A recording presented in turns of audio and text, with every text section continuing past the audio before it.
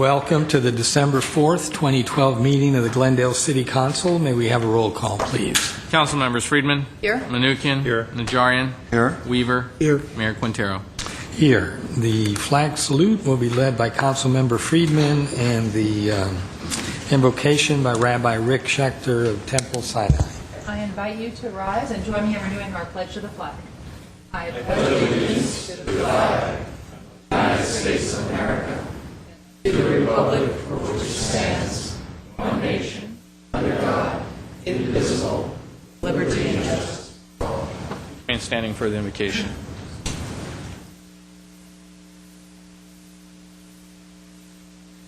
Honorable Mayor, distinguished council members, fellow citizens, let us pray. Dear God, source of life, we pray for the well-being of our Glendale community and our city council. May your blessings rest upon the members of our city council. Grant them a vision for our city that is both wise and kind. Guide them in their positions of leadership and responsibility so that our community may be an example of justice and compassion in the world. Deepen our love for our Glendale community and our desire to serve it. Strengthen our power of self-sacrifice for our city's welfare, and teach us to uphold its good name by our own right conduct.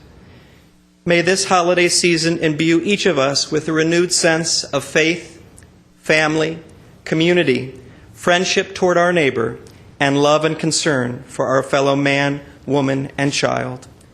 Dear God, may we walk in the light of your presence and use all of our powers for blessing. Amen. Thank you.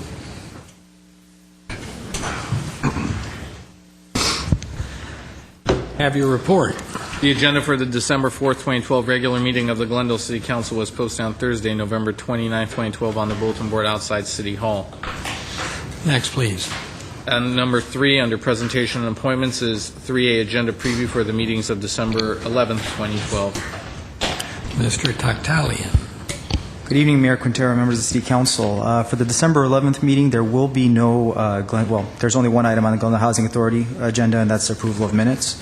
There will be a joint City Council and Housing Authority meeting. At 1 is a public hearing, with Director of Community Development regarding small lot subdivision initiation. That'll be followed by a joint City Council and Glendale Successor Agency meeting. At 1 is a Director of Public Works regarding the Central Avenue Adjacent Street Improvement Project. There will also be a special meeting of the Glendale Successor Agency. At 2 will be the Director of Community Development regarding the Alex Theater's first quarter report from Glendale Arts for fiscal year 12-13, update on capital project lists, and change order. And in the evening, under the City Council agenda, there's a number of consent items. At 5B, it's the Fire Chief regarding ambulance billing services. 5C is the Director of Public Works regarding funding of staff support for the San Fernando Valley North Sector MTA Board of Directors representative. At 5D is the Director of Public Works regarding fiscal year 12-13 Americans with Disability Act curb ramp installation and sidewalk repair program. 5E is the Director of Libraries, Arts, and Culture regarding library literacy services. 5F is the Director of Administrative Services regarding development impact fee revenue collected pursuant to Ordinance Number 5575 and expenditures by capital improvements for fiscal year 11-12. 5G is Director of Libraries, Arts, and Culture regarding purchase of books and materials from various vendors. 5H is the General Manager of GWP regarding the Diedrich Reservoir Backup Pipeline Project in connection with spec number 3380.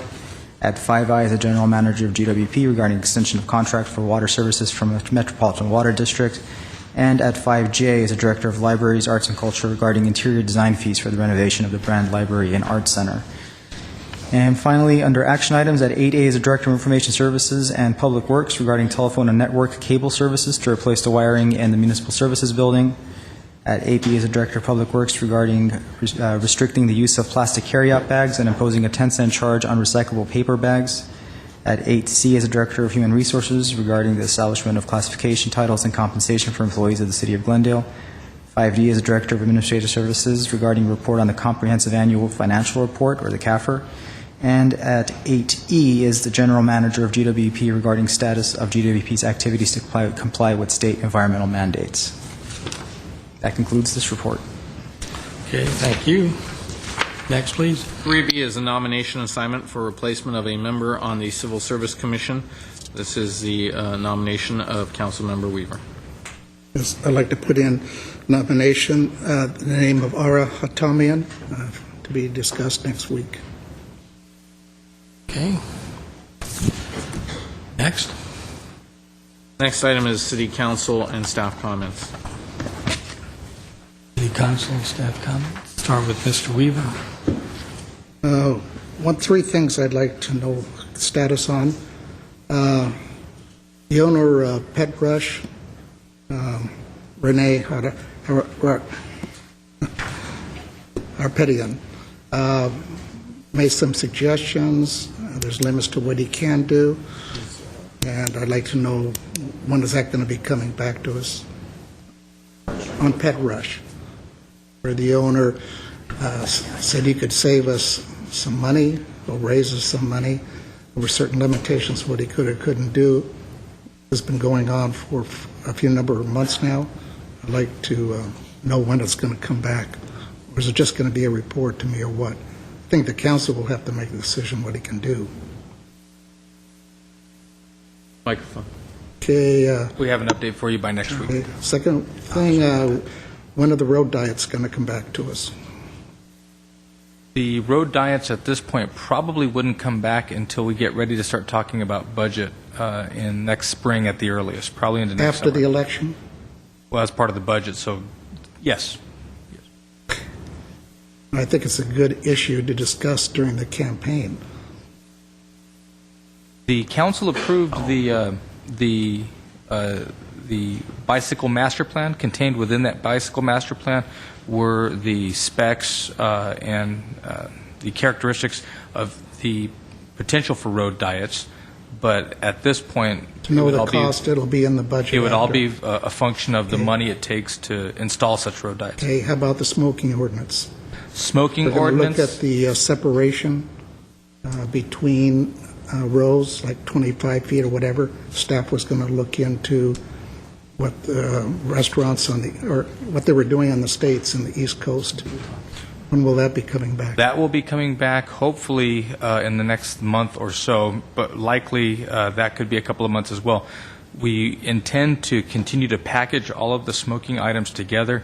We, in the course of the last council discussion regarding smoking, had some discussion about whether or not we would ban smoking at all new construction. We thought that the development community would not object to that, and in reality, and in fact, they do object if indeed smoking would not be banned in competing existing structures. And as you recall from the discussion that we had, there really is no enforcement, any practical enforcement for banning smoking in existing structures. And so at this point, we are looking to really find that better solution. So that may take just a little bit of time.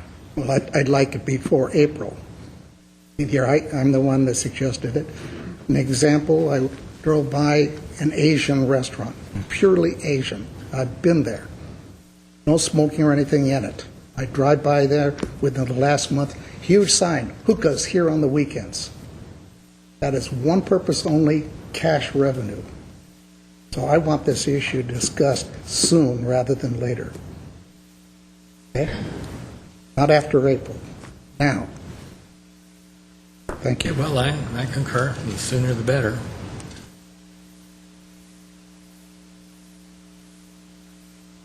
Next. Yes, thank you. I would like to actually announce that the Glendale Trail Safety Patrol Program is on their way, and I'm pleased about this program. I think it's a great program. We had our first training over the weekend on Saturday. That is the mountain bike unit. There were 5-6 people that were there over the weekend, and we did a number of skills training and at Malibu Creek State Park with, I don't know who that guy is, with the Concerned Off-Road Bicyclists Association, and it was semi-raining. It was a shortened version of the skills test that I had been through before. I hope it's not all my pictures. If it is, we can cut it out.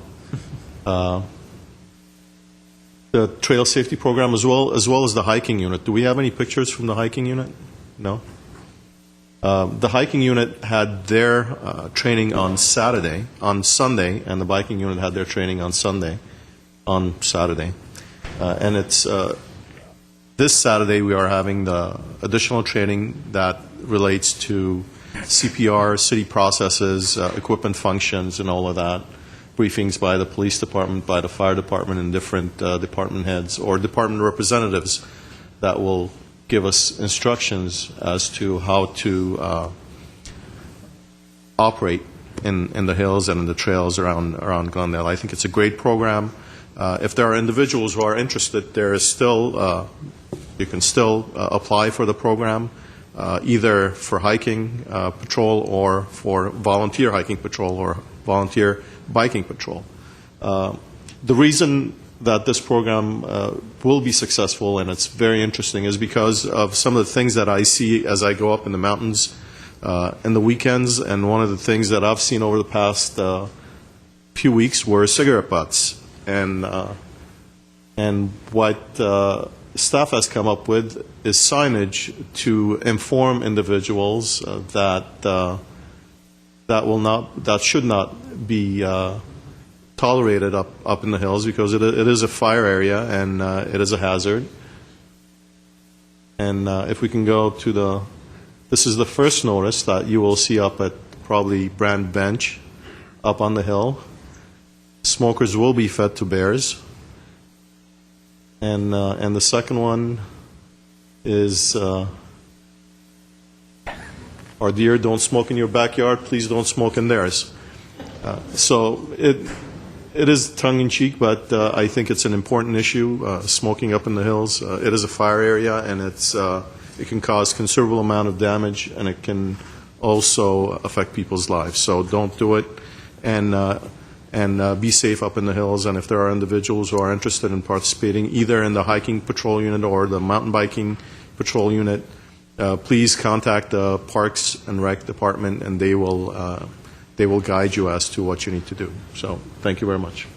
How about your SWAT training? SWAT training comes the following. Okay. Want to see the little mini tank that I know you're going to be piloting. Next, Ms. Friedman.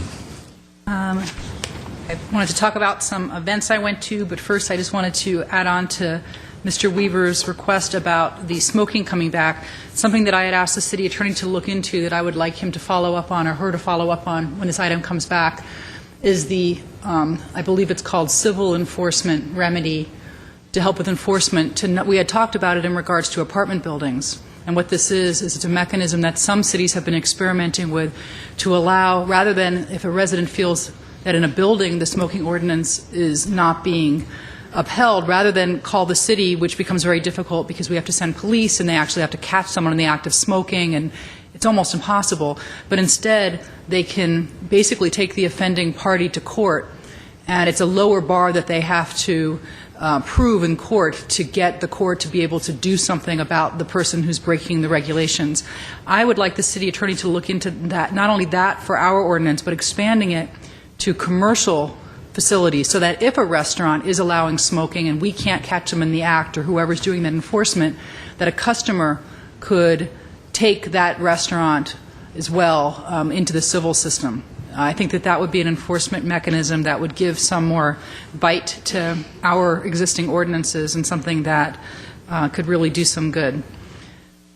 So let me just talk about a few things that many of us went to. First of all, Mr. Najarian and I were invited by the Montrose Verdugo Chamber of Commerce to do a little community meeting to address people up in the Montrose area about issues in that part of the city, but also at the city at large. And we had a nice turnout, and we had a lively discussion, and I want to thank the Chamber for the invitation. Secondly, I keep hearing about really great occurrences in the Creative Corridor, the San Fernando Creative Corridor. The latest I heard is that a business that I think has been there for a little bit of time now I think they used to be purely a motorcycle repair shop, but it was bought by a company that does prop work for the movies, primarily, I think, in motorized vehicles, and they also repair old bikes on the side, and I thought of you, Mr. Quintero, when I was there. They've turned the front of their beautiful space into an art gallery. The gallery is called Savecta Modus Gallery, and they have a website, and they're at 518 West Garfield Avenue. However, they're not open for regular gallery hours. It's by appointment only, and then they do some gallery nights. And I was able to attend one last weekend. It was very well attended. The work was really exceptional. It's an artist named April Grieman, who's a very well-known Los Angeles artist who's displayed at museums around the country, at the Louvre in Paris. Really a kind of a hot local artist. So anybody who's interested in the arts, I recommend getting on this gallery's email lists, looking at their website. Again, it's Savecta Modus Gallery.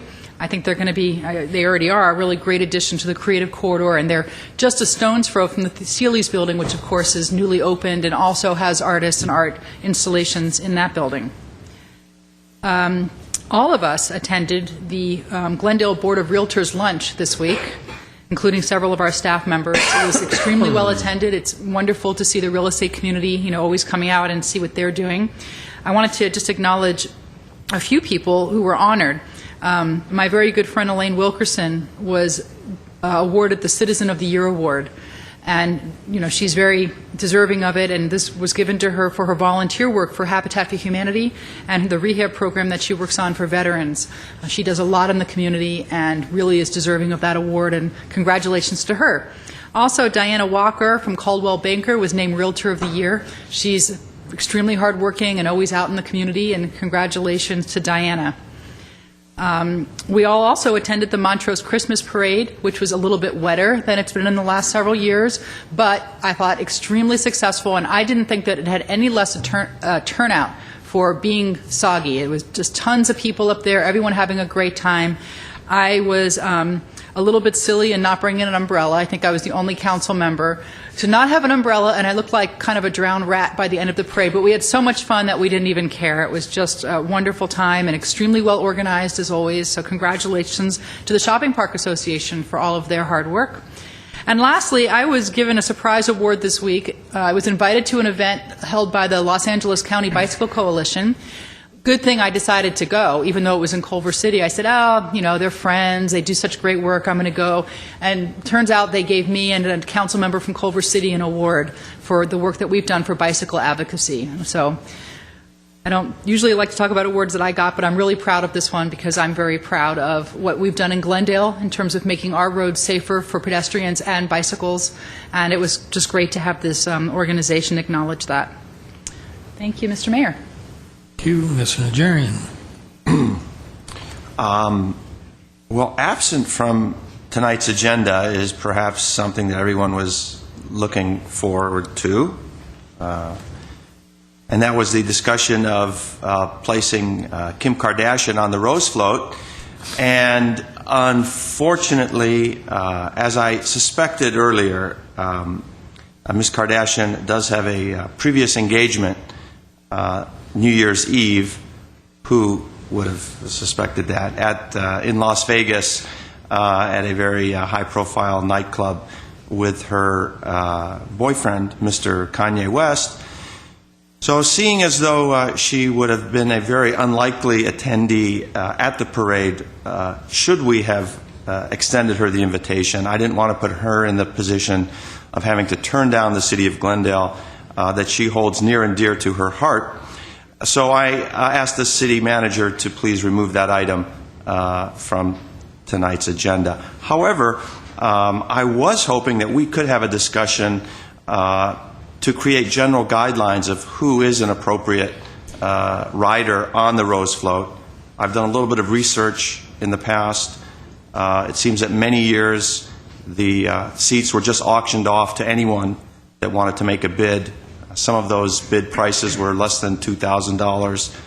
Other riders were folks who were not residents of the city of Glendale. Some riders were council members, and I think what we should do is perhaps set forth some loose guidelines, some preferences, There were many suggestions that veterans be given priority, children, disabled veterans. The question would arise, what if there is a morally acceptable celebrity who would like to ride on the float? Would we object to that as the person not being a Glendale resident? So just loose guidelines that we would not be held fast to necessarily. But as we go forward, I think it gives us a little bit of framework, assuming that we'll be having a float every year, and that is a big assumption because the cost is something that we grapple with, and we do rely very much on the private sector to backfill some of the expenses that we've had to cut back. So I believe I'm going to let the city manager give some remarks on his own, but I think the urgency is not there for this matter now, but I would like to bring this up so we could have just a general framework discussion and get the thoughts of all of you as to what role we should play as a council and what priority, if any, we should give to potential riders. Thank you, Mr. Mayor. I agree, and I do think, for instance, there's so many vets that are recently returning from all of the different wars in the Middle East and Afghanistan, etc., and there's certainly Glendale veterans that are currently living in the city, and I think they would deserve a chance to be on the float. So anyway, we'll agendize it and bring it. I think for this year, we're pretty well, we'll have the city manager talk about what we're doing this year. Thanks for doing the research on your nominee.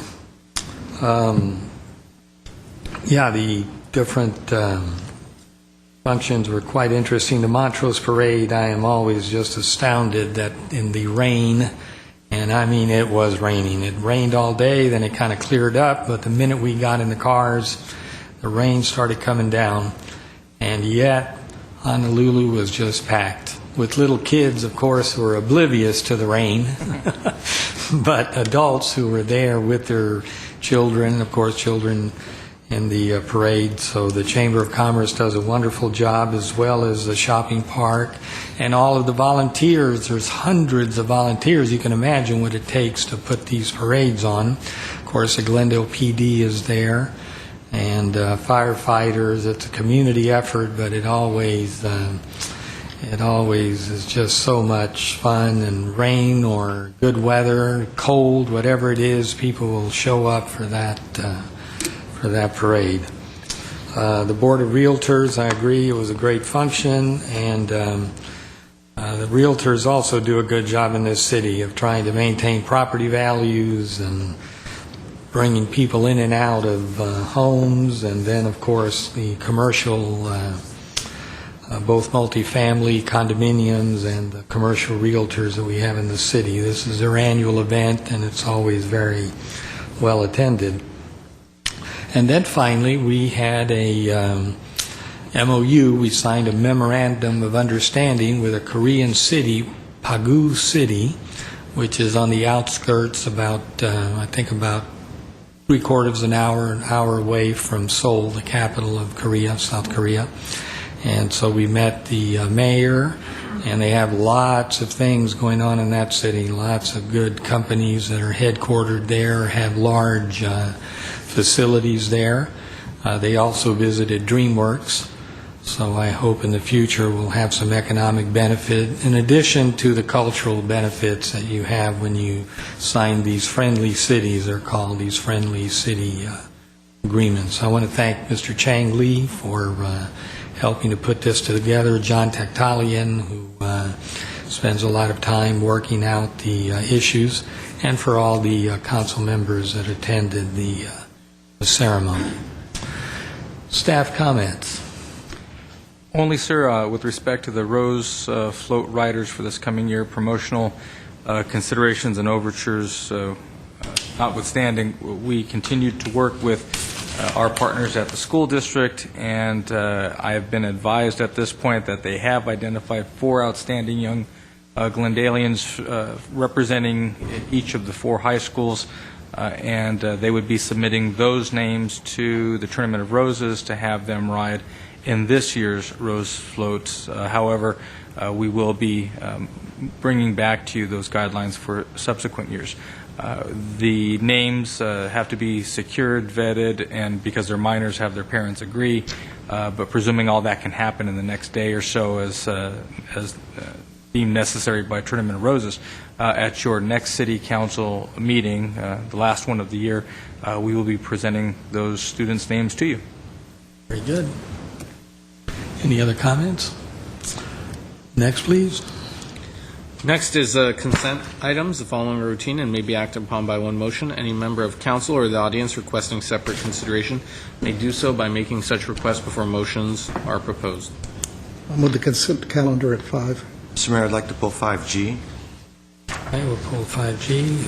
Second. Second. Roll call. Council members: Friedman, Yes. Menuchyan, Yes. Najarian, Yes. Weaver, Aye. Mayor Quintero. Yes. To read 5G into the record, please. 5G is Director of Public Works regarding City of Glendale Measure R and Metro's call for projects funds. G1 is a resolution authorizing execution of all necessary grant documents. Thank you, Mr. Mayor. I don't need a report on this, but I just would like to point out that if you recall, we had the Deputy CEO of Metro come to address us several weeks ago, explaining the benefits of a passage of Measure R and what that would mean to the city and to the county. Measure R did not pass. It came very close. It needed 66.7% of the vote, and it got 66.2%, approximately 13,000 votes short. And some people applaud that. Some are very upset that it did not pass. In any event, that is the will of the voters. It's the will of almost two-thirds of the voters. So that, I think, goes a long way to show what, to the extent the voters of Los Angeles County were willing to extend tax for transit and transportation purposes. So what that means is we're left with the funding mechanisms by the original tax measure, which is Measure R. And in this particular case, Glendale has several opportunities to obtain funds, which we do. The first, which is the more certain and regular funding mechanism, is the local return. Glendale gets about $1.7 million per year in local return. Think back to that big check we had with Mayor Villaraigosa a year or two ago. That will continue. Additionally, because we don't have the big ticket transit projects in our region, we fought, and I fought at the board level, for a regional equity fund, which gives our region, which is the Arroyo Seco region, additional funding. And it's expected that we have about $200 million with which to use for regional highway upgrades. It's not necessarily highway, anything that's connected to the highways, access roads, ramps, signalization, perhaps some transit or express transit between the Gold Line and the Orange Line may be available for that funding. That continues to be available for funding. And our biannual call for projects, which is the manner in which cities can put transportation proposals to the MTA for their evaluation and ultimate funding. This is one of the things that we referred to when we were talking about bike lanes, about transit lanes, about funding for signalization, road diets. There's a wide range of categories, and I have encouraged, we on council have encouraged staff to take a very broad look at that and to apply to as many categories and projects as possible, and staff certainly is doing so at this point. But by way of a brief update, that is what's going on with the MTA and the different funding mechanisms, and we hope to get as much as we can to make transportation more fluid for the entire city. Thank you, Mr. Mayor. I'll move item 5G. Second. And let me make a comment. I looked at the votes, and they were actually broken down by cities on this Measure R. And what I found astounding was that those cities that are transit dependent, in other words, cities with low income to lower middle class income, it passed overwhelmingly, 75%, all in the 70s. When you looked at the high income cities, and I hate to, talk about other cities, but high income cities like San Marino, La Cañada, Beverly Hills, guess what? No one was interested in public transit. Very low percentage for Measure R. So I think the fact that it barely hit the required two-thirds. When you look at people that are transit dependent, they were sure for it because they want the kind of facilities that people that don't have cars, or maybe there's only one car in the family, need. So it's just too bad it didn't pass, but it certainly came very, very close. Okay, we have a motion. Glendale was about at the two-thirds level. We were right on It was fine. the cusp. Yeah, Glendale was fine, but it was unmistakable. All of the higher income cities had very low interest in transit projects. You would think they'd even want to give their maids a break, but I guess not. Roll call. Council members: Friedman, Yes. Menuchyan, Yes. Najarian, Yes. Weaver, Aye. Mayor Quintero. Yes. Next is oral communications. This is a portion that's reserved for 3-minute announcements about community events. We'll revisit the full 5-minute portion at the conclusion of all city business.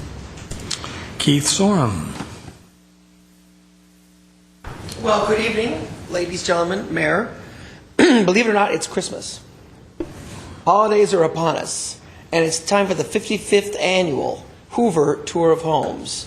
And there'll be a couple of different twists. For those that may be unfamiliar, the Hoover Tour of Homes started 55 years ago, and two of our committee met a Hoover teacher that was there for the very first tour. And he's going to be pouring tea along with other dignitaries at the Dignitary Tea. Our goal is to generate $20,000 in scholarships for Hoover seniors. This is the first year we've had underwriting. We raised over $5,000 in sponsorships. So the entire cost of the tour is being underwritten. We have activities including the Hoover Jazz Band, Orchestra, Chorale, and along with a boutique and a country kitchen at each one of the 4 beautiful homes. This one is located in Rossmoyne. It's the furthest east of the homes. There are 3 others. One of them is, go ahead, one of the few true French Normandy homes. This one is on Merriman Drive. And the Hoover Jazz Band and Orchestra will be playing in the garden behind the house. This next house is a very, very large ranch. It's owned by a Hollywood film star, and actually their granddaughter is up for a Academy Award. And it's located on Kenneth Village, and the chorale is going to be performing here. And lastly, we have a very nice home with a large driveway where the country kitchen, the Christmas boutique, will be performing and having activities. I would like to point out that Glendale Arts, this is the first year that we have used their services to promote our ticket sales. Nina Crow, the director of marketing, is in my Rotary Club and said you should try it. It's been very successful. We have our posters up at the Americana. We've had tickets being sold at the Alex Theater, at the Glendale Main Stage Annex, and the Americana Concierge Desk. So it's going to be a great tour. Weather should be wonderful, and we hope you can make it. Thank you, gentlemen. Thank you. Ladies. Next, please. There are no other cards. I don't have any other cards. Next item on their adoption of ordinances, 7A is ordinance authorizing execution of the wireless communication facility lease agreement with New Singular Wireless PCS LLC for 3 consecutive 5-year terms. This was introduced by Councilmember Weaver on November 27, 2012. Move 7A. Second? Mr. Ochoa? This is the item, as you recall, where the now AT&T is leasing space at Airway Drive. This represents an increase over the existing lease amount and has been negotiated faithfully by GWP staff and the folks at AT&T. We wholeheartedly recommend approval. Okay, roll call, please. Council members: Friedman, Yes. Menuchyan, Yes. Najarian, Yes. Weaver, Aye. Mayor Quintero. Yes. Next, please. 7B is an ordinance authorizing public sale of surplus city-owned properties located at 765 and 749 Glenmore Boulevard and 1644, 1648, and 1652 Gladys Drive. This was introduced by Councilmember Weaver on November 27, 2012 as well. Move 7B. Second? Okay, if there aren't any comments, we talked about it. Roll call, please. Council members: Friedman, Yes. Menuchyan, Yes. Najarian, Yes. Weaver, Aye. Mayor Quintero. Yes. Next, please. 7C is an ordinance amending sections of Title 30 relating to sign standards in mixed-use zones and to creative signs. This was also introduced by Councilmember Weaver at the November 27, 2012 meeting. Move 7C. Okay, we've also Second? talked about this quite a bit, actually. Roll call, please. Council members: Friedman, Yes. Menuchyan, Yes. Najarian, Yes. Weaver, Aye. Mayor Quintero. Yes. Next. Under action items, 8A is Director of Community Development regarding Montrose Shopping Park Business Improvement District annual budget for calendar year 2013. I apologize for that. At 8A1 is a motion accepting the budget. All right, I'm looking forward to the report. Yes, sir. Sure. We will have Jackie Bartlow from our Economic Development staff give you the presentation along with the folks from the MSPA, but as you know, we bring forward their budget on an annual basis to review those expenditures and revenues, and they have some very interesting things planned for this year, the centennial year, up in Montrose. Jackie? Actually, you just took my presentation. Thank you. Good night. Good evening, Mayor, City Council, City Manager, and staff. The Montrose Shopping Park Business Improvement Advisory Board is required to present to you their upcoming 2013 budget and work plan for your approval, as well as provide an annual report on the 2012 activities. Today we have Ken Grayson, who's the president of the association, as well as Dale Dawson, the executive director, here to give you a detailed budget presentation. So with that, I'll turn it over to Ken Grayson.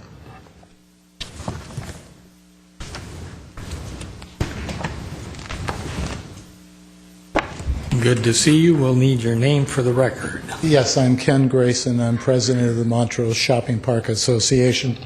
With us tonight is Dale Dawson, our executive director, and also one of our board members, Andre Ordu-Begian. Actually, we're here, and Dale is going to do a PowerPoint presentation on the upcoming budget. Thank you. Good evening, Mr. Mayor, City Council, members of City staff. Dale Dawson, Executive Director for the Montrose Shopping Park Association. I had asked the Mayor if it would be permissible to bring to you a visual to go along with your budget pages and take it beyond just numbers on a piece of paper. So we prepared a little slideshow for you tonight. I assure you there are no slides of my vacation in Kauai. It's all about the shopping park. Is this the clicker that I'm going to use, this one right here?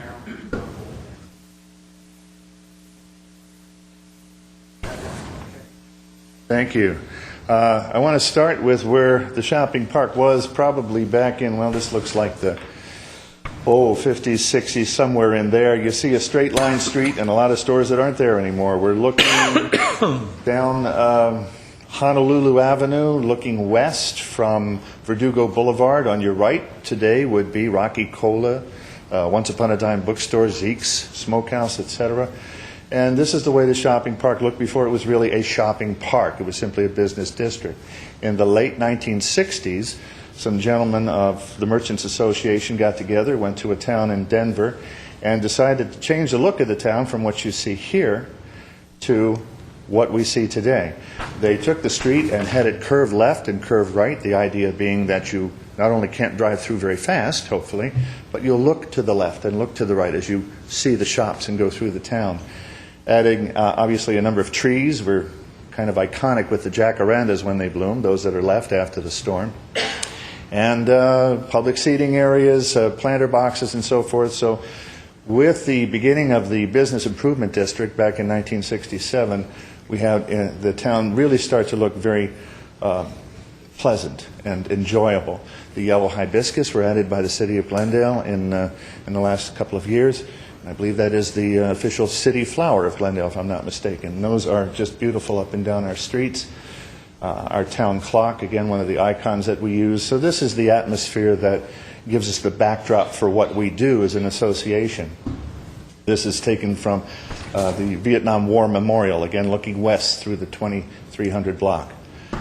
We have 8 directory boards throughout the town, and they portray the 185 member businesses of the Montrose Shopping Park Association. It's quite a large organization.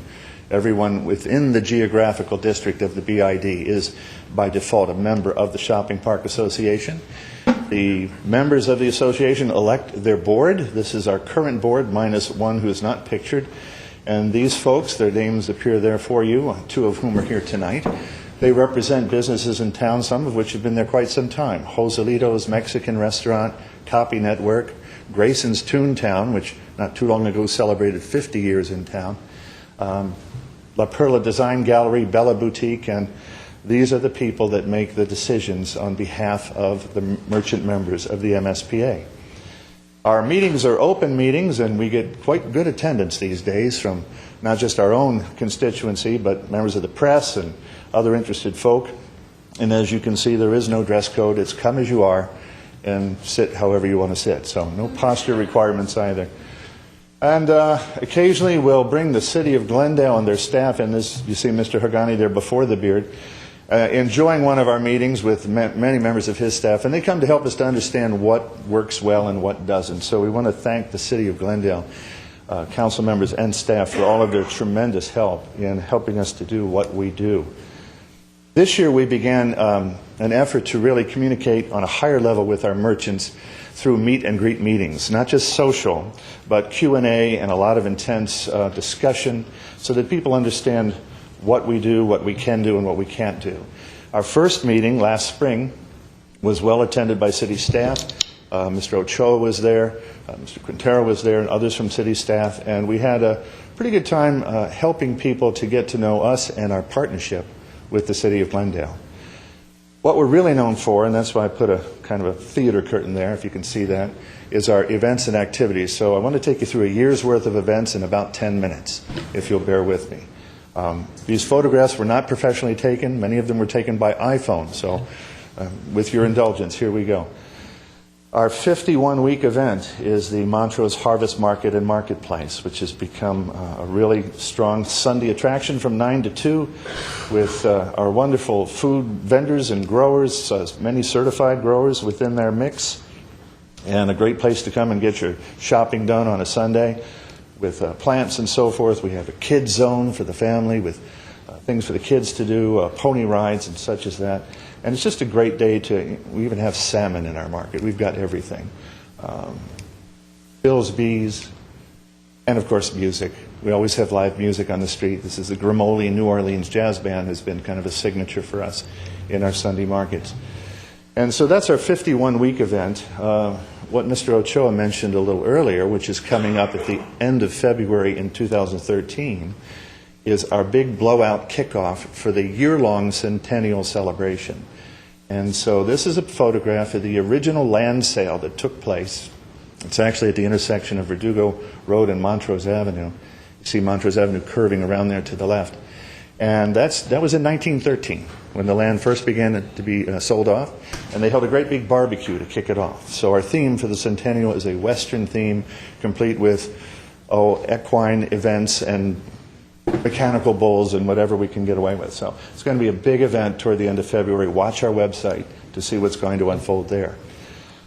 First Sunday in May, prior to Mother's Day, we have a kind of a 3-prong event. It's called Wags and Whiskers, Kids and Critters, Taste of Montrose. It's a triple event. And the Wags and Whiskers part is the part that is co-sponsored by the Glendale Humane Society and very much geared toward pet adoptions and just loving our little 4-legged friends, particularly the canine friends. Montrose is very much a dog town. We even have a little French bulldog come to visit, little cutie there. So really Montrose is just known for its pets and its dogs, and we just really bring the community out to enjoy that the first Sunday in May. At the same time, we're doing, oh, there's a nice little fellow having a good day. At the same time, we're celebrating animals. Prom Plus joins us and does a Taste of Montrose as part of that event. And that's one of their primary fundraisers that generates income for them to do what they do at prom time for the kids in the Crescenta-Kenyatta Valley. And so Prom Plus does Taste of Montrose as an add-on to that event. As we get to the end of the month, of course, Memorial Day takes place everywhere. We have our own special celebration right here at the Vietnam War Memorial, which is the oldest, as we understand it, the oldest Vietnam War Memorial in the nation. And so we come out and we pay homage to those folks who gave their lives in military service from the Crescenta-Kenyatta Valley, and particularly during the Vietnam era. And those folks are memorialized on that particular stanchion right there. We have tremendous turnout from community service people. We have scouts that join us. It's a great family event that takes place Memorial Day morning, 8 a.m. If you've never done it, come out and do it. It's put on jointly by the Montrose Shopping Park Association and the Montrose Verdugo City Chamber of Commerce. A wonderful time to remember what Memorial Day is all about. Also, to tie in, coming shortly thereafter, National Flag Week began in Montrose. It was the effort of a few local Montrose merchants who petitioned Congress during the days of the Johnson administration to take the flag beyond Flag Day and create a National Flag Week. You'll find a bronze plaque at the War Memorial indicating that particular activity. It started in Montrose, and this gentleman, whom most of you know, Vito Canella, was instrumental in making that happen. And is a wonderful patriot and a fabulous friend, happens to be my neighbor in the shopping park at the barber shop. Coming into June, right after Memorial Day, we jump right into our biggest event of the year. It's the Arts and Crafts Festival. Past year was the 29th, so we're coming up on 30 years. It is, I understand it, to be the largest public outdoor event in the city of Glendale on an annual basis. 300 artists and craftspeople, fun zones for the kids, international food court. We have some vendors that have been faithful to come for years and years and years. And it's just a great two-day event. It does produce for us the second largest amount of revenue for the shopping park. In terms of a fundraiser, our largest fundraiser is the Harvest Market, which we understand to now be producing somewhere in the neighborhood of $70,000 profit to the MSPA. Arts and Crafts brings in about $45,000 right there. Again, the Grimoli Band, center court at Ocean View, and the Kids Zone behind them. We take a breath and then we get ready for the car show. End of June, early July. We're coming up on our 12th annual Independence Block Party Hot Rod and Classic Car Show. And we get over 250 hot rods that are custom. They're absolutely awesome to see, in addition to classic cars that you will not see outside of a museum. It's really a terrific day for car enthusiasts. Some of them come with all kinds of muscles going on and bring their girlfriends and just have a great day. I just had to take a picture of these guys. I could not believe what I was seeing. But anyway, we also have some drag racers that position themselves at Wickham Way, and twice during the event they turn their engines on and rev them up, and you do not want to be within a few feet. It's quite exciting. Surfing with Elvis is our band of choice to play rock and roll during the car event. Brings thousands of car enthusiasts through town. Take another breath, and at the end of August, we're up to this year, the 4th annual Montrose Film Festival. It's held as an open-air film showing, 2 nights, the end of August, Friday and Saturday night, and it's held in the parking lot at Anderson's Pets in the 2200 block, which is the former site of the original Montrose Theater that used to be right there. So we're using the same site where the movie theater used to be. This year we showed Back to the Future, Parts 1 and 2. We create a facade out front to give the illusion of an open-air theater with an actual front door and a red carpet. The Prom Plus kids are such a help to us throughout the year. In this event, they're running dinners and meals from our local restaurants to our patrons in the movie theater before the show starts. And it's a terrific event. We use a blow-up screen and put chairs out there and run the cartoons and go to our movies. We step back and pause and let the Chamber have the town for their big event, which is Oktoberfest. It's a huge oompa kind of a thing that just gets you in the mood for fall. This year we, at the MSPA, decided to do a little early tree lighting. We created some fall lighting decor with orange lights. So we ran those from September all the way through Halloween and into November to kind of just give the town a fall feeling. We lit about 36 trees throughout the town, so they were there for Oktoberfest as well. And that's the lederhosen and such that they wear for these events. They have a big carnival going on down in 2400 block. It's a huge family event. My wife's favorite activity is the bingo games at the Montrose Travel parking lot. Mine is this right here. You get a bratwurst and some sauerkraut and a bun and some mustard, and you're having a good night. So, Oktoberfest, great event. This year we added fall decor to our street to kind of kick it up a notch with straw bales and squash and pumpkins and little things that indicate that we're into the fall season, chrysanthemums and so forth. So these vignettes were placed throughout the park in conjunction with the lighting of the orange trees to give us a fall feeling. That's the first time we've done that. This was a first for us as well. We added pole banners this year to our street lighting, and they changed seasonally. Our first one you see here, very nice slogan, I think, Fall in Love with Montrose. So that was up for a number of weeks, and we're now into our Christmas, of course. At the end of October, of course, Halloween, October 31st. This has become, no pun intended, a real monster event. It has gotten so big that this year we had to close all 3 blocks from Las Palmas all the way to Verdugo just for safety's sake, because we get 15,000 people coming through. Our stores get ready for it. This is the ceiling down at Star Cafe. They always do interesting things seasonally there. And our merchants dress up for the event. We purchase thousands of dollars of candy, which we give to our merchants to hand out to the little ones as they come by the stores. And the crowds get really just enormous. It's unbelievable. Clever costumes, really fun stuff. And every year it's just, this is my favorite coming up right here. Not the Mario Brothers, they're cool. But Leonardo da Vinci and the Mona Lisa, I thought that was quite clever. And this little guy, he had a good day. So at the end of the day, Spooktacular is a safe and sane place for families to bring their families, their kids.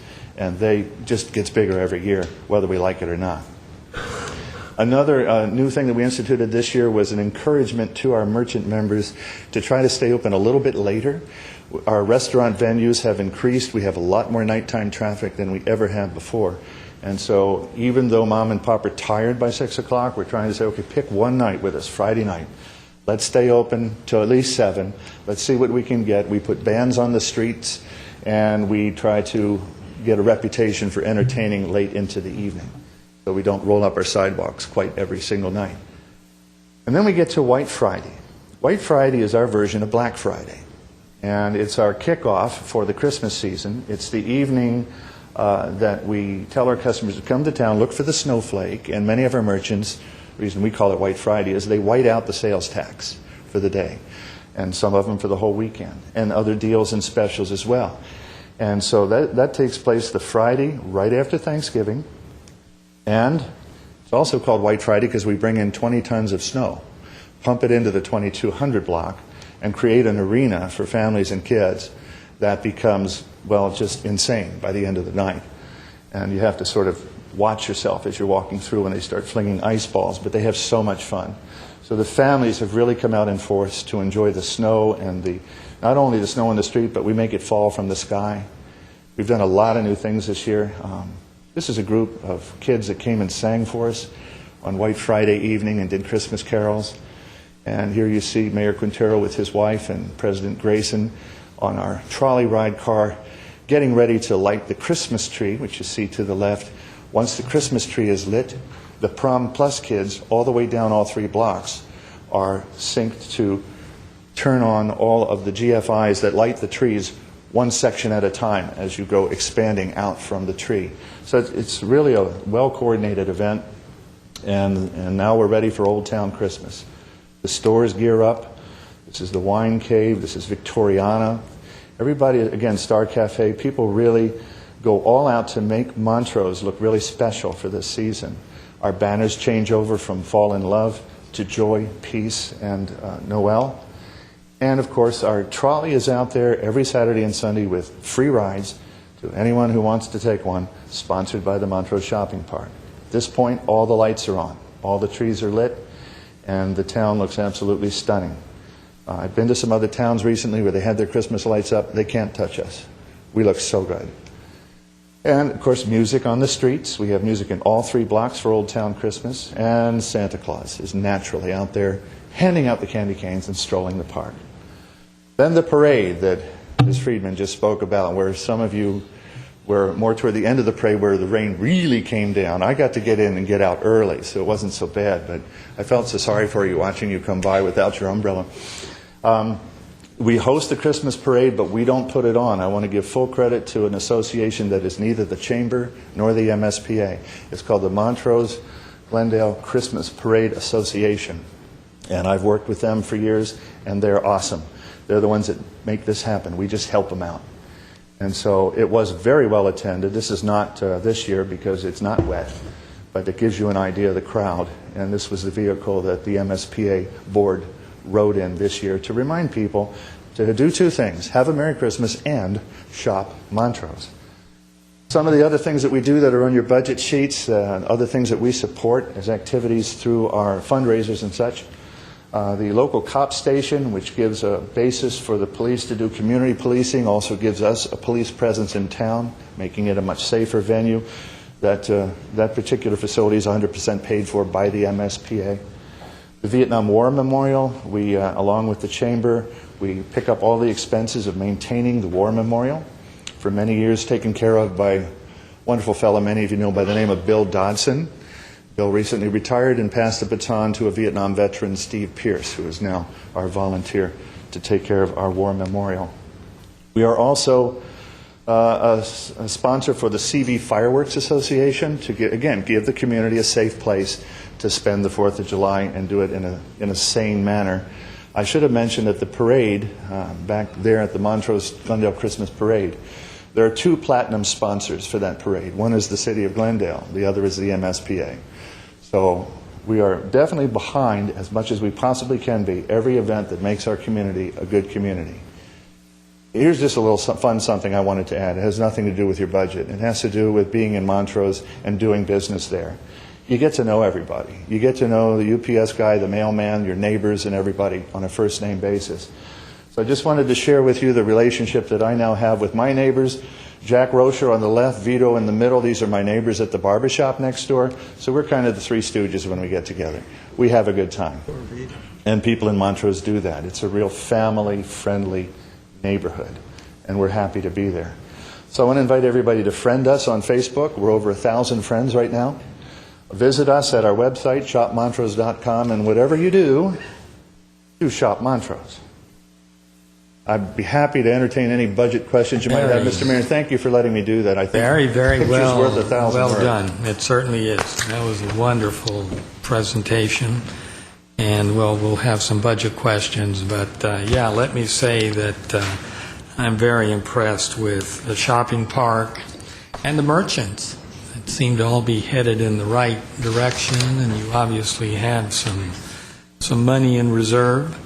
And all of the different programs that you're doing, including advertising. And it's just a great place to be. I'm constantly talking about it. I'm always directing people to go to Montrose and, of course, letting everyone know it is part of Glendale. But it's a whole different feel up there. So I'm very pleased. I'm happy you showed us all the different things that you're doing, and I think you're going to have continued, I know you're going to have continued success, especially as you start sort of doing online marketing and all the different tools that you're using. And you can see it. There just seem to be more people on the street, especially on the weekends. The restaurants are super busy, and so I see a big difference. I think Trader Joe's also helped at the West End. So anyway, I do have some questions, but any comments, questions? Mr. Weaver. Just one comment. Before you were around, Dale, or any of my colleagues were around, Ken Grayson was the only one around at the time. When Jim Starbird was appointed the city manager, each council member took them somewhere in the city. I took them to Montrose. I said, this is Glendale, so different than downtown. And I took him to the president of the association at the time, which was Myrna Grijalva. And she says, we just need to get more people up here. What can we do? Starbird says, well, why don't you do what we did in Monrovia, a farmer's market? That was the birth of the Thursday farmer's market up there. I'm still, until it was killed by a person in the past, I'm still convinced that a Thursday market in the evening would bring in more revenue than they're generating right now, because it became the place to be on Thursday evenings. Everybody was having dinner. It was cool during the summer, and it really went gangbusters. It ran at least 2 blocks. I forget if it went 3 or something. But you've done remarkable this year. Budget 130, you bring 162 just on the farmer's market. It just goes to show the potential where it could have been over the last decade, but that's for another day and another matter. So, congratulations. Thank you. Aren't you going to talk about 1913 and the down payment when you bought your first lot up there? You keep trying to date me. No, my best friend lived up in, on Santa Carlotta, and I'd go back up there in the 50s. Never went to Montrose on to Honolulu. There was nothing there. You showed the picture. I'd go and get my friend. We'd go down to the Rio Glendale. Dramatic improvement.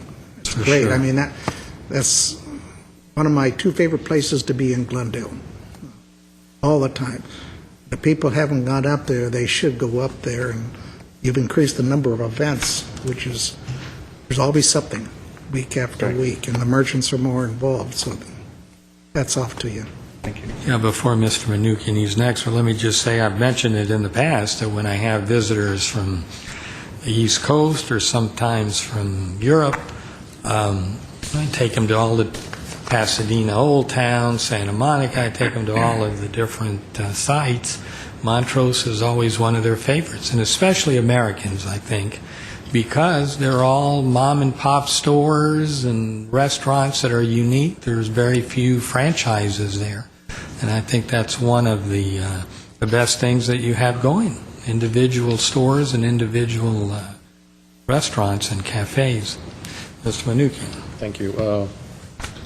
Thank you for everything that's been done so far. I think you're doing a great job. Of course, I think half of my monthly income is being spent on Montrose by my kids, but that's besides the point. Tell them thank you. You're welcome. In your budget, and we're approving budget today, so I'll talk about my favorite things. Budget. It doesn't reflect the year. What is your fiscal? Are you on a fiscal year or a? And I don't. We're on a remember. calendar year. You're on a calendar year. Is our fiscal year. Okay, and you're showing a considerable income increase in the revenues this year. And I was wondering, considering what happened in the past, do you have enough controls in place where your revenues and your expenses that are being paid? It has the checks and balances where more than one individual is looking at these items and things are being accounted for properly. Are those processes in place, and how are they working so far? They are in place. One particular area that we were remiss and have done a 360-degree turnaround is the harvest market, which is why the profitability is ratcheting up so quickly. And our market receipts are handled by multiple people. They're deposited in the bank the very next day. The proceeds are audited after following that. That was the one area I think that we had the weakest oversight. That's all been corrected. The rest of it, we have, I think, impeccable books that anyone can see according to our bylaws. Any member of our association can look at any time by request, certainly City Council. And so our checks and balances... Is it open? The books are open to any member of the association? Only to the members of the association. It is a private and the council, organization. so one of us can go down there and... Well, since you are our oversight, you're always welcome, Okay. of course. All right. And on the payable side as well, you have the controls where more than one individual is looking at the invoices that you need to pay. Checks have to be signed by 2 individuals, and Okay. yes, so... Okay. Very good. And you do have a CPA who is looking over the whole thing as well? We have, or do you have an accountant? We have a tax accountant at the end of the year who files our 990. Okay. One of the things I discovered about 3 or 4 years ago is that in addition to not having official paperwork as being a recognized nonprofit, which we're now in process on, no one had filed a 990 form with the federal government, an informational nonprofit form, like ever. So I initiated that about 4 years ago. We found a local tax accountant. So he does our books, and we make him smile, let me put it that way, when he sees our books. You don't have an outside accountant who looks over the work that you've done? Monthly or quarterly The monthly basis? and daily in and out accounting is accomplished by myself and the president treasurer of the association at this point in time. All right, thank you. Ms. Friedman? Well, Montrose is certainly one of our very special places in Glendale, and I think it really shows what a well-balanced city we are, that we have sort of a metropolis area in the downtown, and then we have Montrose up north, which is so retro and so human-scaled, and just such a joy to everybody who goes there. And I've also noticed a big increase in, I guess you call it attendance, at night and on the weekends in Montrose, and I go up there quite a bit. One of my favorite Japanese restaurants is there, and my husband is such a fan of Paradise ice cream that I can't keep him away even when it's cold out. And we see now that there are so many people on the street. Some weekends, some Friday and Saturday nights, it's really, really kind of crowded up there, and it's just a really fun place to walk around. But I want to, first of all, thank the board, because it's difficult to be a board member of a group like this. I know it's not easy, and it's because you all do serve that the association has made such a successful area.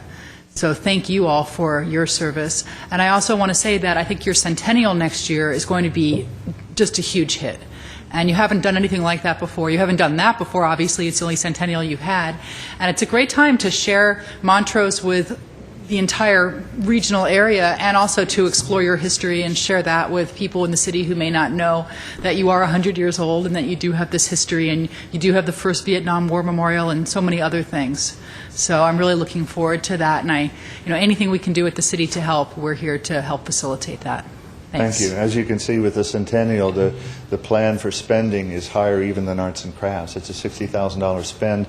The Centennial Committee originally planned to make it an income item, but the board in its wisdom said, let's just call it a wash and see what happens. So we're prepared between donors and income from the event itself to actually white out the expense of that.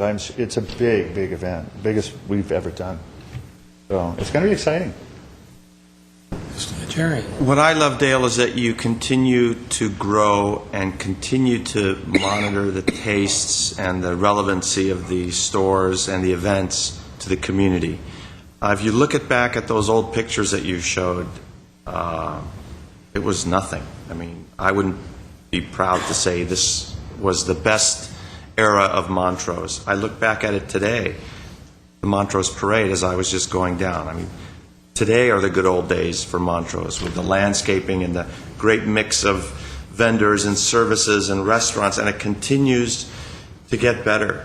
And that's a testament to your hard work and the board's hard work, and you're being aware of what works. I mean, a successful business is good for the business owner, and it's good for the community as well. So keep it up, keep up the good work, and don't be shy if you need help. Or, as you do come to give us your promotions and inform us of all those great events, please continue to do so. Thank you. I will. Well, any other questions? One more comment, actually, about, a couple of things. But, I think you're doing a great job for Halloween. I sent 4 of the little girls in my cul-de-sac with their parents, went up to elementary school kids, first and second graders. They went up to Montrose this year, and they loved it. The parents loved it, and the little kids did too. So I think they'll be going back. I think that was a great idea, and they felt very safe and worked out very well. I guess my only comment and idea would be to make sure that now that you do have this cash flow coming in, that you really focus on long-term marketing, advertising, and really get that name and get that feel and get that vibe out in out in the world, certainly in the region. I absolutely think Montrose is a regional draw. We already know lots of people come from La Cañada and Tujunga and of course, Glendale, Sun Valley, etc. But I think you may even draw from a larger demographics than that, because it's become quite the place, and the different choices in terms of restaurants, you name it, and it's there. American food, Spanish tapas, sushi, where his kids are spending all their money, and quality restaurants, a little faster fare. It's hitting on all cylinders. So congratulations to all of you, and to the merchants that are working hard to keep the doors open, as they say. I also want to give a lot of credit to the board and the new direction the board has taken just in the last couple of years to be much more inclusive, not only of our membership, but of the surrounding community in terms of forming committees that really get things done and move things forward and come up with great ideas. And so the inclusiveness has helped tremendously, and our current president, Mr. Grayson, has made it his personal agenda to see that we explore new realms in outreach and advertising. So you're going to see that happen in the coming days as well. And absolutely, as Mr. Najarian suggested, you can rely on city staff. We have a very dynamic city manager who's quite the marketer himself, quite the advertising person. So between him and our staff, the former redevelopment staff, I think we can assist you in anything that you would need and join forces with you. Phil Lanzafane's been around for a long time, of course, and in your direct contact and report. So we're looking forward to the partnership.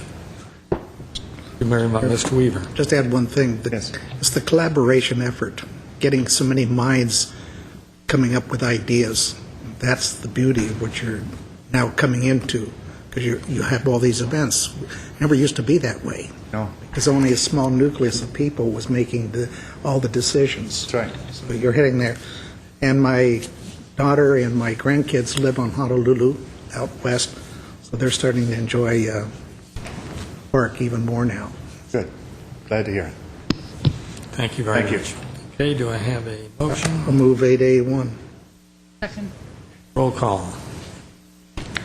Council members: Friedman, Yes. Menuchyan, Yes. Najarian, Yes. Weaver, Aye. Mayor Quintero. Yes. Next, please. 8B is Director of Information Services and General Manager of GWP regarding AMI Managed Services 24/7 support and Linux Solaris 24/7 support for 39 city servers.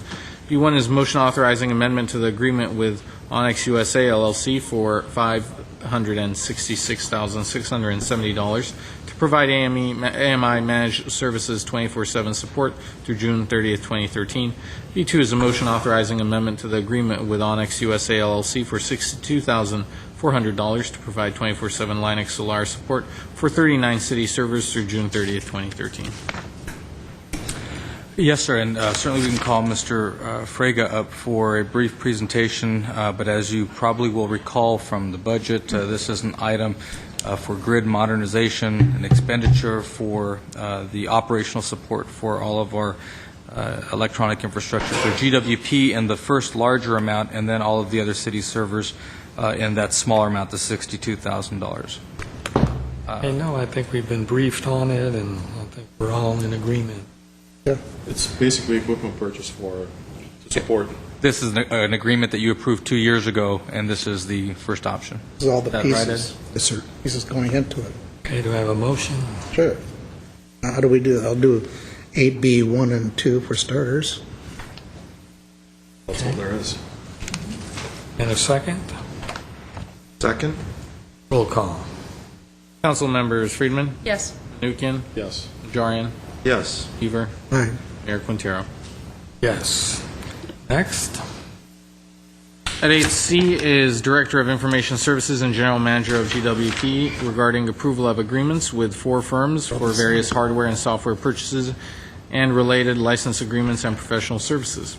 C1 is a motion authorizing execution of an agreement with Qualys Inc. for its software as a service Qualys Guard vulnerability management suite in an amount not to exceed $26,348. At 2 is motion authorizing execution of an agreement with Industrial Defender, Inc. for software and professional services to upgrade its Industrial Defender security appliance in an amount not to exceed $20,000. C3 is a motion authorizing execution of an agreement with Altaware Inc. for hardware, software licenses, and services for Palo Alto Networks SCADA firewall in an amount not to exceed $13,000 and $13,003. 4 is a motion authorizing execution of an agreement with Symantec Inc. for hardware, software license, and services to implement full disk encryption on laptop computers in an amount not to exceed $32,702. And at C5 is a resolution appropriating $72,053 to provide funds for the contracts. I don't need a report. I just want to ask the question whether these items have been, the prices we're getting for them, they're competitive. I'm sure at these prices, do we go out to bid or we get quotes from different companies to get these items? In this instance, we had our security specialist talk with at least 3 different firms and get quotes from them on each of these items. Okay, thank you. Okay, do I have a motion? Mr. Mayor, I'll move 8C, 1, 2, 3, 4, and 5. And a second? Second. Roll call? Council members: Friedman. Yes. Menuchyan. Yes. Najarian. Yes. Weaver. Aye. Mayor Quintero. Yes. Next. 8D is Director of Information Services regarding acquisition of software licenses, software maintenance, and installation assistance services to manage fiber optic cable assets of the city using ARC FM Fiber Manager software. D1 is a motion authorizing execution of an agreement with Telvent USA LLC for a one-time amount of $46,554 with an amount annual maintenance of $4,104. D2 is a resolution appropriating $46,554 to fund the project. Ms. Menuchyan. On the website, this item is stated as item 8A. Does that mean that we can't vote on this at this point? Mr. Mayor, On the website, that's how it's... members of the City Council, the website is not the only form of public notice. The other required public notices were in conformance. The website is in addition to our other required public noticing that we completed. So this one will be listed as 8D? 8D. 8D? Okay. Okay, do I have a motion? I'll move 8D, 1 and 2. Second? Second. Roll call? Council members: Friedman. Yes. Menuchyan. Yes. Najarian. Yes. Weaver. Aye. Mayor Quintero.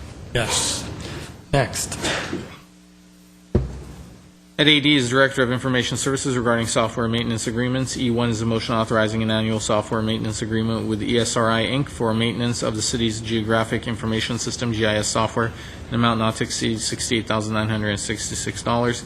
E2 is a motion authorizing renewal of an agreement with Azteca Systems Inc. for the maintenance of CityWorks Asset Management Systems, AMS, an amount not to exceed $25,702.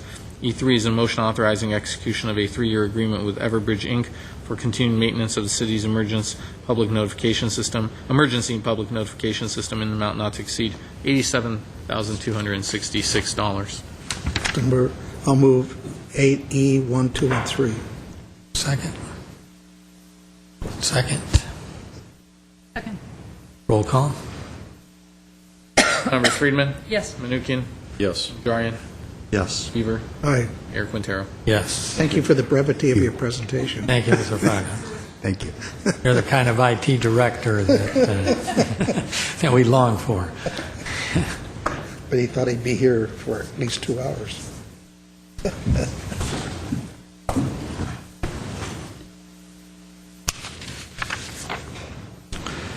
Mr. Clerk, next. Return to the 5-minute portion of the oral communications. This is item 6, moved to the end of the agenda. Discussion is limited. Items not part of this agenda. Each speaker is allowed 5 minutes. Members of the City Council may question or respond to a speaker, but there will be no debate or decision, and City Manager may refer the matter to the appropriate department for an investigation and a report. Herbert Milano, followed by Harry Zavos.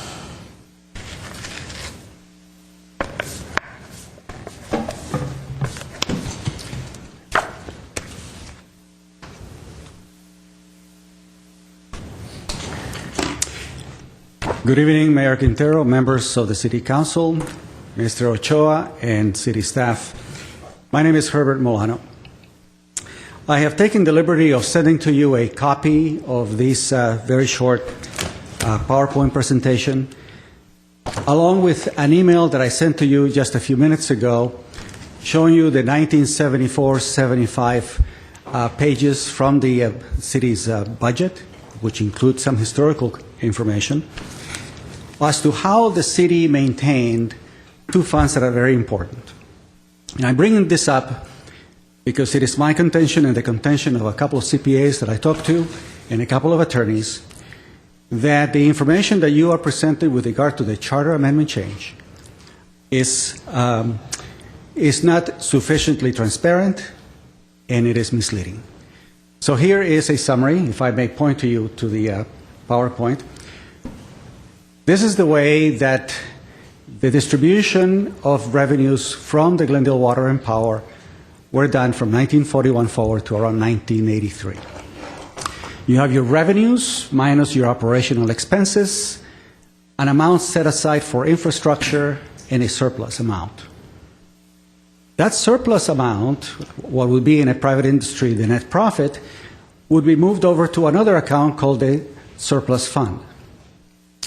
At the time, it wasn't called the Glendale Water and Power, but nonetheless we have the surplus fund where you have a prior surplus, a bond reserve. It was mandated by the bond holders that the city maintain a reserve. I don't know if that still applies to the current bonds, but it's something that you should pay close attention to. And then a portion of that moves to the general reserve fund.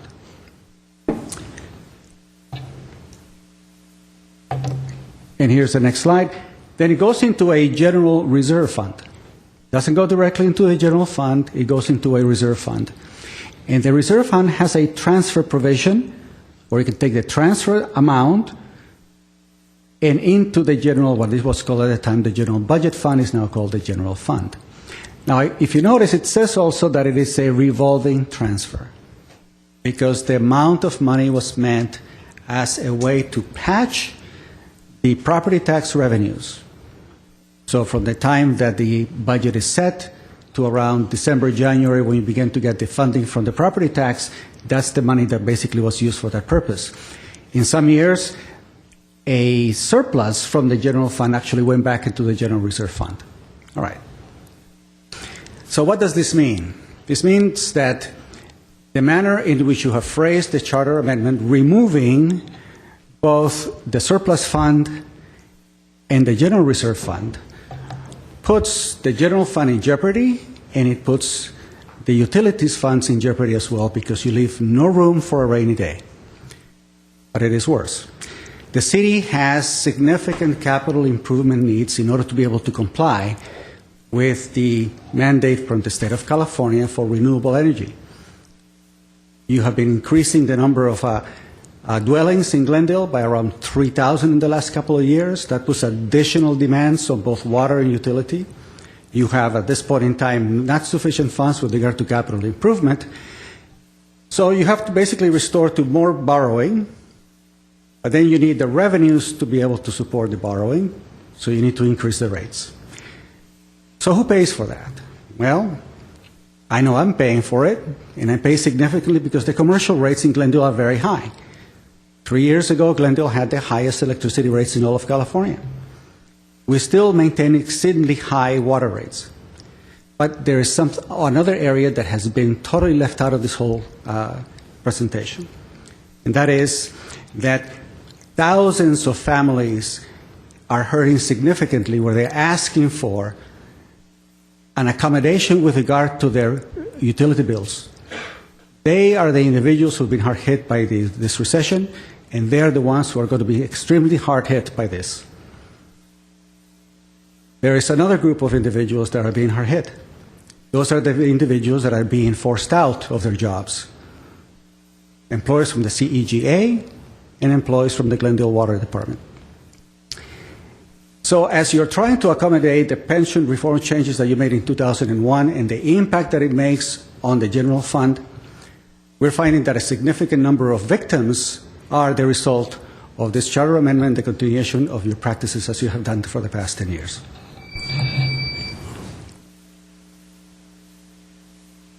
Mary Zavos.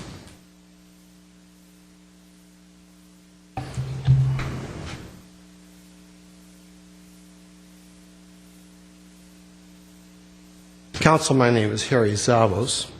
I've stated that under our charter, money transfers from the GWP for other than GWP uses must come out of GWP surplus, that they can only come from money left over after all GWP needs have been met, that the transfers must go to the city's general reserve fund, and the surplus transferred is capped by an amount equal to a certain percentage of the utility's operating revenues. I supported my position by reference to language of the charter, the 1941 council resolution putting the original transfer language on the ballot, and the report that was the basis for that resolution. The city's practice and position, in conflict with mine, is that transfers come from a budgeted appropriation of the utility instead of from surplus left over, if any, after those appropriations have been met, and that the transfer goes to the general fund that pays for general services instead of the general reserve fund. Thus far, the city has not pointed to any charter language that explicitly provides that the transfers are a budgeted appropriation that goes to the fund that pays for general services. Occasionally from the dais, I hear the statement made to discredit my position that the city has been doing it this way for some 70 years. I decided to check the accuracy of that statement by going to the library and looking at the city's budgets. The earliest one I could find was from 1974-75. Page M13 shows the General Reserve Fund's estimated balance with the note that it was based on some $2.3 million being transferred from the Public Services Department, GWP's name at the time. It refers the reader to other pages that show the effect of the transfer on the utilities surplus fund.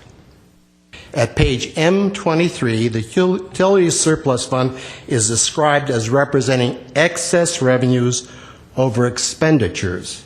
And it further states that this fund, not the utilities revenue funds, but this surplus fund is the source of transfers. At page M24, it shows the surplus fund's estimated balance. From that amount, it first subtracts some $1.5 million for utility needs, things like $400,000 for fuel storage and inventory, $850,000 to complete certain improvements. It then subtracts an additional $2.4 million, which it describes as the required minimum balance of the fund.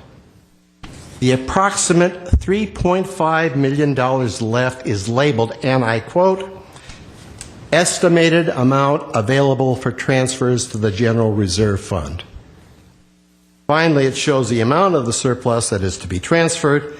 At that time, 15% of operating revenues, or just under $3 million. That 74-75 budget, consistent with my position, shows that available monies for transfer were those utility surplus monies in the utilities surplus fund. That pattern persisted until the 1982-83 budget, when without any explanation, the General Reserve budget no longer showed transfers from the utilities surplus fund. The surplus fund was no longer described as a source for the transfers, and its figures no longer showed monies going from the surplus fund to the General Reserve Fund. Maybe the city attorney or the city clerk can find pre-74-75 budgets to see if that pattern if the pattern in those budgets is the same as the 74-75 budget, and find documents that would explain the sudden change in 1982-83. If they do, I ask that they share them with me as soon as possible, and I have no reason to believe that they will not. In the meantime, I hope I won't be met with the argument that this is the way it was done over a period of 70 years. Mr. Zavos. Yes. What is the last year that, what was the year that was switched? As I say, the earliest I could find was 74, 75. No, and the then, year that yes, and then each year after that, it met that pattern until the 1982-83 budget. Which year was switched, 82, 83 or 81, 82? 82, 83. Was the year that it was changed? That the budget no longer described the surplus So fund. 81, if I get 81, 82, and 82 and 83, it will go show all the the way back, difference? yes. I don't want to go all the way back. I just want to see 81, 82, and 82, 83 should be different. Right. Okay. And I would have you look at that I will. the 74, 75 budget as well. Okay, thank you. May I, Mr. Mayor? Yeah, go ahead. Do we have the 81, 82 budget and the 82, 83 budget? Sure. Okay, can I have a copy just to look at? Thank you. Okay, any other comments? No? Have a motion to adjourn. So moved. We are adjourned. Is there a second for that? Second. Thank you.